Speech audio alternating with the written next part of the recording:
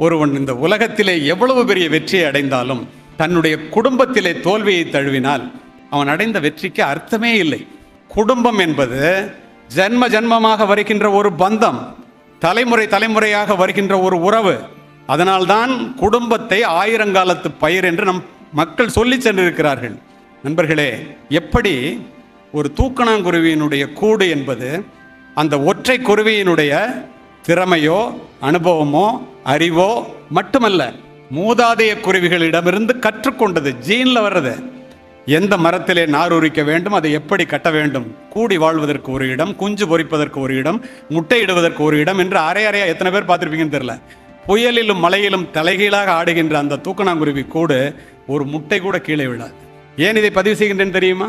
எப்படி சர்வாதிகார ஆட்சி, மன்னர் ஆட்சி, சோசலிஸ்ட் ஆட்சி, கம்யூனிஸ்ட் ஆட்சி என்று எல்லோவற்றையும் பரீட்சித்து பார்த்த நம் மக்கள் ஜனநாயக ஆட்சி தான் குறைந்த தீமையுடையது என்று கண்டுபிடித்தார்களோ, வாழ்க்கை முறையை பரீட்சித்து பார்த்த நம்முடைய மூதாதையர்கள் இந்த கணவன் மனைவி என்ற குடும்ப உறவுதான் மிக மிக இன்றியமையாதது. ஏன் அப்படி சொன்னார்கள் தெரியுமா? முதியவர்களுக்கு பாதுகாப்பு, பெண்களுக்கு பாதுகாப்பு, குழந்தைகளுக்கு பாதுகாப்பு, ஏன் ஆண்களுக்கும் கூட பாதுகாப்பு. அதனால் தான் இந்த குடும்ப முறையை உருவாக்கினார்கள். சின்ன திரைகளும் பெரிய திரைகளும் ஊதி பெரிதாக்குவதைப் போல நான் ஒரு காவல்துறை அதிகாரியாக உங்களிடம் பதிவு செய்கின்றேன். லிவிங் டுகெதர், தொட்டதுக்கெல்லாம் டைவர்ஸு, அது மாதிரி இருக்கிறது 1007 பேர் கூட இந்தியாவிலே இல்லை என்பதை இந்த இடத்திலே நான் பதிவு செய்கின்றேன். 993 பெண்கள் குறிப்பாக ஒழுக்கமாக கலாச்சாரத்தோடு பண்பாட்டோடு இந்திய மண்ணிலே வளர்க்கப்பட்ட காரணத்தினால் அவர்கள்தான் இந்த குடும்ப உறவை தாங்கி பிடிக்கிறார்கள் என்பதை நாம் முற்றிலும் உணர்ந்து கொள்ள வேண்டும். இது எதற்காக இந்த இடத்திலே பதிவு செய்கின்றேன் என்றால், அருமை நண்பர்களே, குடும்ப உறவு என்பது எல்லாரும் பத்திரிகை அடிக்கிறோம். அன்பும் அரணும் உடைத்தாயின் இல்வாழ்க்கை பண்பும் பயனும் அழுது மங்களம் என்ப மனைமாட்சி மற்றதன் நன்கல நன்மக்கட்பேர்.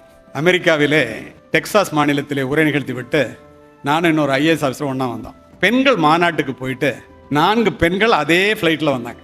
என்னை பார்த்துட்டு வந்து பேசினாங்க. நான் என்னுடைய மனைவி அறிமுகப்படுத்தி வச்சேன். அவங்ககிட்ட கேட்டேன், நான் என்ன விசேஷம் சார், உங்களுக்கு ஒரு முக்கியமான செய்தி இருக்குங்க, என்ன அப்படின்னு கேட்டேன். அவங்க சொன்னதை அப்படியே தமிழில் சொல்கிறாங்க. தமிழ்நாட்டு பெண்களும் இருந்தார்கள். பெண்கள் மாநாட்டில், உலக பெண்கள் மாநாடு, அதில் மாநாட்டு தலைவியினுடைய நடை உடை பாவனைகளையும் நுனிநாக்கு ஆங்கிலத்தையும் லிப்ஸ்டிக்கையும் ஹைஹீல்ஸையும் பார்த்து நாங்கள் வியந்து போய் நிற்க அவங்க சொன்னதை அப்படியே சொல்கிறேன். அந்த மாநாட்டு தலைவி இந்திய பெண்கள் எங்கே இருந்தார்கள் என்று தேடிக்கொண்டு வந்து எங்களை கண்டுபிடித்து, உங்களிடம் நாங்கள் தோற்று போய்விட்டோம் என்று சொன்னார். எங்கள்கிட்ட நீங்கள் தோற்று போயிட்டீங்களா எப்படின்னு கேட்டோம். அவங்க சொன்ன பதில் என்ன தெரியுமா? உலகமே போற்றுகின்ற ஒருவனுக்கு ஒருத்தி என்ற உடன்பாட்டை நாங்கள் உடைத்து விட்டோம், நீங்கள் இதுவரை உடைக்கவில்லை, அதனால் உங்களிடம் தோற்று போய்விட்டோம். என்ன காரணம்னு கேட்குறாங்க. சொல்லியிருக்காங்க பாருங்க, நிபந்தனையற்ற அன்பு என்பது குடும்பத்திலிருந்து மட்டுமே கிடைக்கும். அதை நாங்கள் இழந்து விட்ட காரணத்தினால் எல்லாரும் மனநல மருத்துவர்களை தேடி சென்று கொண்டிருக்கிறோம். அத்துகைய சிறப்பு வாய்ந்தது. கண்ணதாசன் தான் கூப்பிடணும். இதுக்கும் பொய்யான சில பேருக்கு புது நாகரீகம், புரியாத பல பேருக்கு அது நாகரீகம், முறையாக வாழ்வோருக்கு எது நாகரீகம், முன்னோர்கள் சொன்னார்கள் அது நாகரீகம். பாரு, முன்னோர்கள் சொன்னது என்ன நினைச்சு பாருங்க. இந்த டைவர்ஸ், இந்த லிவிங் டுகெதர், பிள்ளைகளுக்கு எடுத்து சொல்லுங்கள். லிவிங் டுகெதரில் பிறக்கிற பிள்ளை இல்லெஜிட்டிமேட் சைல்டுங்கிறத பிள்ளைங்களுக்கு சொல்லுங்கள். இந்த டைவர்ஸுங்கிறது, டைவர்ஸ் பண்ணணும்னு சின்ன சின்ன காரணங்களுக்கு பெண்ணோ, ஆனால் பெரும்பாலும் பெண்கள் இல்லை, ஆண்கள் தான் டைவர்ஸ் பண்ணிட்டு வெளியில் வந்துட்டு தன்னுடைய வாழ்க்கை கேள்விக்குறியாகி தன்னுடைய பிள்ளையினுடைய வாழ்க்கை கேள்விக்குறியாவதை பார்த்துவிட்டு தாம் மறுமணம் செய்து கொள்ள வேண்டும் என்று மறுமணம் என்ற வளையத்திற்குள் நுழைந்து அதுவே நெருப்பு வளையமாக மாறி வானலிக்கு தப்பி அடுப்பிலே விழுந்து கதறிய பெண்களை நான் காவல்துறை அதிகாரியாக 1000 முறை பார்த்து விட்டேன். யார் சொல்றது இதெல்லாம்? பிள்ளைங்களுக்கு நம்ம தானே சொல்லணும். மனைவிங்கிறது அவ்வளோ உயர்ந்ததா? உயர்ந்தது. எப்படி? இல்லால் அகத்திருக்க இல்லாததொன்றில்லை, மனைவி அமைவதெல்லாம் இறைவன் கொடுத்த வரம், உடம்போடு உயிரிட என்ன மற்றென்ன மடந்தையோட எம்மிடை நட்புங்கிறார் வள்ளுவர். உடம்புக்கும் உயிருக்கும் உள்ள உறவுடா கணவன் மனைவி உறவு. ஒன்று இல்லைன்னா ஒன்று இல்லைன்ட்டார். சங்க இலக்கியத்தில் தலைவன் தலைவிக்காக சொல்லப்படுற பாட்டுகளை கணவன் மனைவிக்காக அந்த இடத்துல பதிவு செய்கிறேன் நான். குறுந்தொகையில் ஒரு அற்புதமான பாட்டு. யாயும் ஞாயும் யாராகியரோ எந்தையும் நுந்தையும் எம்முறை கேளிர், யானும் நீயும் எவ்வளி அரிதும் செம்புல பெயர் நீர் போல அன்புடை நெஞ்சம் தாம் கலந்தனவே பாட்டு. உங்கள் அம்மா போவும் எங்கள் அம்மா போவும் பார்த்துக்கிட்டதே இல்லை, 2 பேரும் உறவுக்காரங்களும் இல்லை, ஒரே நாளில் நீ நானும் கலந்துட்டோம், திருமணம் என்ற பெயரிலோ தலைவன் தலைவி என்ற உறவிலோ. ஆனால் நம்மளுடைய உறவு எப்படிப்பட்டதுன்னா, செம்மண் நிலத்தில் மழை பெஞ்சா சிகப்பாக தண்ணி ஓடும், அதிலிருந்து அந்த நிறத்தையும் அந்த நீரையும் எப்படி பிரிக்க முடியாதோ அதை போன்றது நம்முடைய கணவன் மனைவி உறவு என்பதை சொல்லி சென்றவன் தமிழன் 2000 ஆண்டுகளுக்கு முன். அடிதாங்கும் அளவு இன்றி அனலென்ன வெம்மையால் கடியவே கணங்குழாய் ஆங்கோர் காட்டுள் துடி அடி கயந்தலை கலங்கிய சின்னீரை பிடி ஊட்டி பின் உண்ணும் களிறு. பிடின்னா பெண் யானைங்க, களிறுன்னா ஆண் யானை. ஆண் யானையும் பெண் யானையும் கோடை காலத்தில் தண்ணி இல்லாமல் ஓடுது. கொஞ்சம் தண்ணி குடிச்சாதான் உயிர் வாழ முடியுங்கிற நிலை. ஒரு குட்டையில் கொஞ்சோண்டு தண்ணி இருக்கு. கணவன் மனைவி உறவுக்காக இதனை பதிவு செய்கின்றேன். 2 யானைகளும் துதிக்க வைக்குது, தண்ணி குறையவே இல்லை. ஆண் யானை குடிக்கட்டும் என்று பெண் யானையும், பெண் யானை குடிக்கட்டும் என்று ஆண் யானையும் 2 கண்ணில் நீர் சொரியுது. அதற்கு பிறகு கூட நண்பர்களே, பிடி ஊட்டி பின் உண்ணும் களிறு. பெண் யானைக்கு ஊட்டி விட்டு மீதம் இருந்த நீரைத்தான் ஆண் யானை குடித்தது. ஒரு கணவன் ஒரு மனைவியை இப்படி பார்த்து கொள்ள வேண்டும் என்று சங்க இலக்கியம் பதிவு செய்கிறது. நினைத்து பாருங்கள், எப்படிப்பட்ட இலக்கியங்களுக்கு சொந்தக்காரர்கள். மார்ட்டின் சைபர் ஸ்மித் அப்படின்னு சொல்லி ஒரு பெரிய மொழியியலாளர், அவர் பதிவு செய்கிறாரு. 20th century வேர்ல்டு லிட்ரேச்சர்னு ஒரு புத்தகம் எழுதியிருக்காரு. அதில் இந்த பாடல், அந்த யாயும் யாயும் யாராகிறோங்கிற பாடலை எழுதி ஒவ்வொரு மொழிக்கும் ஒரு 400 மொழியை தேர்வு செய்து எழுதியிருக்கிறாரு. அதில் ஒவ்வொரு மொழிக்கும் ஒரு லைன் எழுதினவர் தாய் தமிழ் மொழிக்கு 3 பக்கங்களை எழுதியிருக்கிறார். யாரு? ஒரு ஆங்கிலேயர். என்ன எழுதுறாரு தெரியுமா? If the western scholars read the Sangam poems they will find a treasure trove. மேற்கத்திய மொழி வல்லுநர்கள் இந்த சங்க இலக்கிய பாடல்களை படித்தால் அவளுக்கு ஒரு புதையலை கண்டடைவார்கள். அதுக்கு இந்த பாடலை உதாரணமாக எழுதுறாரு. இப்படிப்பட்ட மொழிக்கு சொந்தக்காரர்கள் நாம் நண்பர்களே. மாதா மரிக்கின் மகன்னாவின் நச்சுவை போம், தாதா எனில் கல்வி தானகலும், ஓதி உடன் வந்தோர் மரிக்கின் தோல் வழிபோம், மனையாளந்தோ இவை யாவும் போம். அப்பா செத்து போனால் படிப்பை தொடர முடியாதான், அம்மா செத்து போனால் வாய்க்கு ருசியாக சாப்பாடு கிடைக்காதான், கூட பிறந்தவன் செத்து போனால் வலிமை போயிடுவான், மனைவி இறந்து போனால் இது எல்லாமே போயிடுமா. நீரின் அருமை பயிரில் தெரியும், நிலத்தின் அருமை கதிரில் தெரியும், தந்தையின் அருமை பண்பில் தெரியும், தாயின் அருமை அன்பில் தெரியும், மகளின் அருமை பாசத்தில் புரியும், மகனின் அருமை நேசத்தில் புரியும், படிப்பின் அருமை பதவியில் தெரியும், பணத்தின் அருமை வறுமையில் தெரியும், இவை அனைத்தின் அருமையும் மனைவியில் தெரியும். ஆனால் அவள் இறப்பிற்கு பின்பே இந்த ஆண்களுக்கு புரியும் எழுதும். மனைவி இருக்கும்போதே கொண்டாட வேண்டும் என்பதற்காக பதிவு செய்தான். நீங்கள் நினச்சி பாருங்க, நம்ம எல்லாம் வெள்ளை சொல்லையுமா வெளியில் வந்து உட்காந்துருக்கிறதுக்கு காரணமே நம்ம தான். நம்மளை அறியாமல் நம்ம மனசுக்குள்ளே ஒன்று இருக்கோம். ஆனால் உண்மை என்ன தெரியுமா? உன்னை கரம்பிடித்தேன் வாழ்க்கை ஒளிமயமானதடி, பொன்னை மணந்ததினால் சபையில் புகழும் கூடுதடி, கால சுமைதாங்கி போல மார்பில் இணைத்தாங்கி வீழும் கண்ணீர் துடைத்தாய், அதில் என் விம்மல் தணிந்ததடி, பேருக்கு பிள்ளை உண்டு வேறு பேச்சுக்கு சொந்தம் உண்டு, ஆழம் விழுதுகள் போல் உறவுகள் 1000 இருந்தன, வேறென நீ இருந்தாய் அதில் வீழ்ந்து விடாமல் நான் இருந்தேன். மனைவி வேற இருக்கிறதுனால தான் இத்துணை ஆண்களும் மிகப்பெரிய ஆட்களாக இங்கே வந்து அமர்ந்திருக்கிறீர்கள் என்பதை தயவு செய்து ஒருபோதும் மறந்து விடாதீர்கள். பணத்தை பற்றி சொல்லாமல் போனால் அது சரியா இருக்காது. அருள் இல்லாருக்கு அவ்வுலகம் இல்லை, பொருள் இல்லாருக்கு இவ்வுலகம் இல்லை. இல்லாகியாங்கு சொல்றத வள்ளுவர். இல்லாரை எல்லோரும் எள்ளுவர், செல்வரை எல்லோரும் செய்வர் சிறப்பு. பணம் இல்லைன்னா எள்ளி நகையாடுவான், செல்வம் இருந்துச்சுன்னா எல்லாரும் பெரிய ஆள்னு சொல்லிடுவான். பொருள் அல்லாரை பொருளாக்கும் பொருள் அல்லது இல்லை பொருள்ங்கிறார். அது ஒரு பொருட்டே இல்லாதவனை கூட பணம் இருந்தால் அவனை பெரிய ஆளாக்கிருவான். அடுத்து சொல்றாரு பாருங்க, செய்க பொருளை செருணர் செருக்கு அறுக்கும் எஃகு அதனினும் கூறியது இல்லைன்றார்.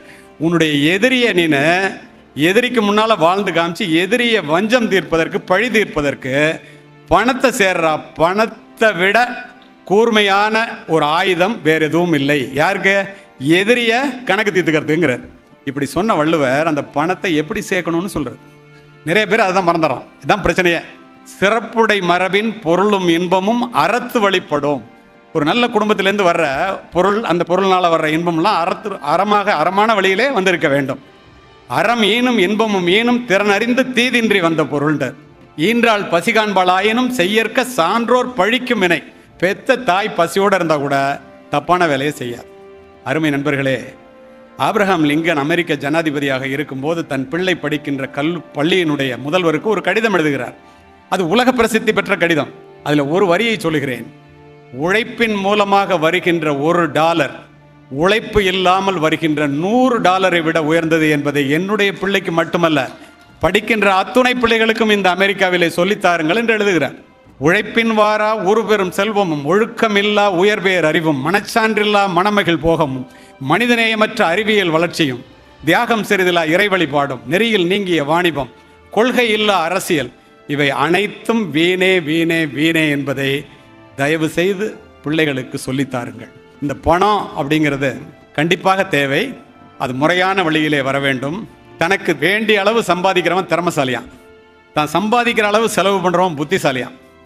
ஒரு கோடியை பல கோடி ஆக்கின்ற திறமையை இறைவன் மனிதனுக்கு மட்டுமே கொடுத்திருக்கிறாராம். ஆனால் அந்த பல கோடியை யார் அனுபவிக்க வேண்டும் என்ற அதிகாரத்தை இறைவன் அவர் கையிலேயே வைத்திருக்கின்றாராம். நினைத்து பாருங்கள் எத்துணை உண்மை என்று. பாடுபட்டு தேடி பணத்தை புதைத்து வைக்கும் கேடுகட்ட மானிடரை கேளுங்கள், கூடுவிட்டு ஆவிதான் போயினபின் யாரே அனுபவிப்பார் பாவிகால் இந்த பணம். இன்னல் தரும் பொருள்னா தவறான வழியில் வர்ற பொருள். இன்னல் தரும் பொருளை ஈட்டுதலும் துன்பம், பின்னர் அதனை பேணுதலும் துன்பம், அன்னது அழித்தலும் துன்பம், அந்த பிறர்பால் இழத்தலும் துன்பமே.